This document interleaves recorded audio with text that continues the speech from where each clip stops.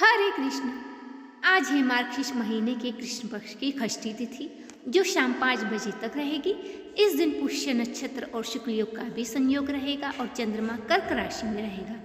तिथि मार्गशीर्ष कृष्ण पक्ष की षष्ठी तिथि 5:04 तक, नक्षत्र और पुष्य नक्षत्र 3:36 तक रहेगा। आज की वीडियो में हम मार्गशीर्ष महात्म्य का 16वां अध्याय सुनेंगे। इससे पहले की कथाएं सुनने के लिए आपका बहुत बहुत धन्यवाद। श्री भगवान ने कहा, सुनो हे चातुर्मुख, ध्यान का वर्णन मैं प्रसन्न मन से इसे दे दूंगा। और भगवान का ध्यान इस प्रकार किया जाना चाहिए।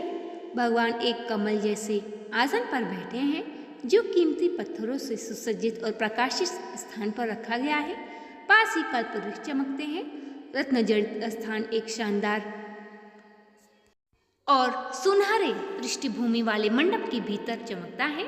उसमें नीलमणि की गहरी नीली चमक है। वह बहुत ही छोटे छोटे बच्चे के रूप में है, गुण की तरह चमकदार। उसकी लटें उसके चेहरे पर बिखरी हुई है। उनका चेहरा मधुमक्खियों के झुंड से घिरे हुए सुंदर पूर्ण विकसित कमल के समान सुंदर है। उनकी आंखें नील कमल के समान है। उनके गाल हिलते कानों की बालियों के कारण चमकते हैं। नाक सुडौल एवं सुंदर होती है। होठ लाल है। पूरा चेहरा मुस्कुराहट से भरा है। उनके गले में अनेक आभूषण अपनी आभा बिखेरते हैं। उनकी आंखें कमल के समान हैं। गायों द्वारा उठाए गए धूल के कणों के कारण उनकी छाती धूमिल और भूरे रंग की हो गई है। उनके अंग सुशोभित है। वे सोने की तरह चमकदार है। वह हंस रहा है। उनके दाहिने हाथ में दूध की खीर है। उनके बाएं हाथ में ताजा शुद्ध मक्खन है। वह आग है जो जला डालती है राक्षसों की भीड़ जो पृथ्वी पर बोझ बन गए हैं। वह पूतना आदि को मारने में लगा हुआ है। भगवान ग्वालों और ग्वालों के समूह में घिरे हुए हैं। इंद्र आदि द्वारा देवादिदेव भगवान को प्रणाम। भक्ति से विनम्र होकर उसे सुबह सुबह कृष्ण का स्मरण करके नागों के भगवान के साथ साथ व्रज आदि की पूजा करनी चाहिए। भक्त को उन्हें सफ़ेद कमल के समान मक्खन और दही मिश्रित दूध से भोग लगाना चाहिए। जो मनुष्य सदैव आस्था और धर्म परायण से युक्त रहता है, उसे सदैव सुबह के समय पूजा करता है, वह लंबे समय तक भाग्य की देवी को पूर्ण रूप से प्राप्त कर लेगा और मृत्यु के बाद शुद्धतम आत्मा बनकर स्वर्ग में वास करेगा। पुत्र मंत्र का आरंभ से पहले उल्लेख किया गया है, जिसका नाम श्रीमद दामोदर है। वह पूरी दुनिया के लिए आकर्षित है। उन लोगों की बात सुने जो इसके उपयोग के हकदार है। हे पुत्र, यह सबसे महत्वपूर्ण मंत्र तुम्हें किसी अयोग्य व्यक्ति को नहीं देना चाहिए। जिस रहस्य से शीघ्र सिद्ध प्राप्त होता है, उसकी रक्षा बड़े प्रयत्न से करनी चाहिए। गुरु को ऐसे शिष्यों को स्वीकार नहीं करना चाहिए जो निष्क्रिय, गंदा, व्यतीत और पाखंड और भ्रम से ग्रस्त हो। वह शिष्य दरिद्र, रोगी, क्रोधी, व्यभिचारी और कामी नहीं होगा। उसे ईर्ष्यालु और दुर्भावनापूर्ण, दुष्ट और वाणी में कठोर नहीं होना चाहिए। उसे ऐसे व्यक्ति नहीं होना चाहिए जिसके अन्यायपूर्वक धन कमाया हो या जो हमेशा दूसरे पुरुषों की पत्नियों के प्रति समर्पित रहता हो। उसे विद्वान के प्रति द्वेष नहीं करना चाहिए। उसे सदैव अज्ञानी या विद्वान होने का दावा करने वाला व्यक्ति नहीं होना चाहिए। वह ऐसे व्यक्ति नहीं होना चाहिए जो अपने व्रत से भटक गया हो, या ऐसे व्यक्ति ना हो जिसके पास आजीविका के साधन अस्पष्ट या अनियमित हो। वह मन से निंदक या दुष्ट नहीं होना चाहिए। उसे लालची, अपने कार्यों में क्रूर, दुष्ट मानसिकता वाले लोगों का नेता नहीं होना चाहिए। वह कंजूस, पापी, भयानक या अपने शरण में आने वाले लोगों को आतंकित करने वाला नहीं होना चाहिए। गुरु को ऐसे शिष्यों को स्वीकार नहीं करना चाहिए जिसमें ये सभी लक्षण हो। यदि वह उसे स्वीकार करता है तो उसके दोष पाप गुरु को प्रभावित करेंगे। जिस प्रकार मंत्री का दोष गलतियां राजा पर प्रभाव डालता है, जिस प्रकार पत्नी का दोष पति पर प्रभाव डालता है, उसी प्रकार शिष्य का दोष भी निसंदेह गुरु पर प्रभाव डालता है। इसलिए गुरु को सदैव शिष्य की परीक्षा लेनी चाहिए और उसके बाद ही उसे स्वीकार करना चाहिए। शिष्य ऐसा होना चाहिए जो मानसिक, मौखिक और शारीरिक रूप से गुरु की सेवा में समर्पित हो। उसे चोरी करने की हक नहीं उतारना चाहिए। उसे पवित्र गुणों से संपन्न होना चाहिए, मोक्ष प्राप्त करने का प्रयास करना चाहिए, उसे ब्रह्मचर्य व्रत के प्रति समर्पित रहना चाहिए, उसे सदैव पवित्र संस्कारों के पालन में दृढ़ रहना चाहिए, उसका मन आशावादी और प्रसन्नचित होना चाहिए, उसे वैराग्यवान होना चाहिए, उसे ऐसा होना चाहिए जो अपने मन और व्यक्तिगत सेवा को धन से गुरु को प्रसन्न करे। हे पुत्र सुनो, मैं गुरु के लक्षणों का भी वर्णन करूँगा।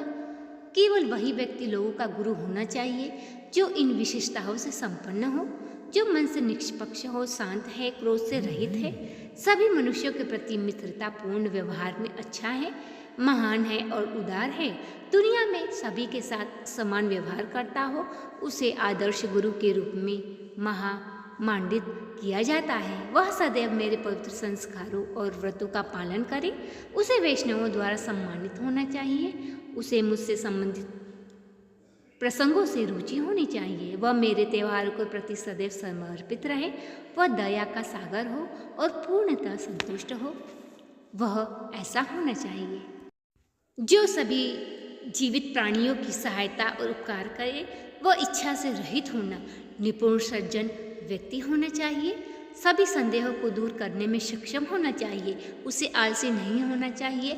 ऐसा गुरु एक सम्मानित ब्राह्मण व जनता को अलग अलग समय पर क्या होता है, उन्हें सभी को आशीर्वाद देना चाहिए, उन्हें सभी को पुत्र पहले बताए गए लक्षणों से युक्त शिष्य को मार्गशीर्ष महीने में, जो कि मेरा आश्रय है, इस प्रकार के गुरु से वह मंत्र प्राप्त करना चाहिए। बुद्धिमान व्यक्ति को सभी वैष्णव व्रत करने चाहिए, उसे हमेशा मेरे पसंद महान पवित्र ग्रंथ श्रीमद् भागवत को सुनना चाहिए। श्रीमद् भागवत नाम पुराण विश्व भर में प्रसिद्ध है, भक्त को उसे श्रद्धापूर्वक सुनना चाहिए, यह मेरी संतुष्टि और खुशी का कारण है।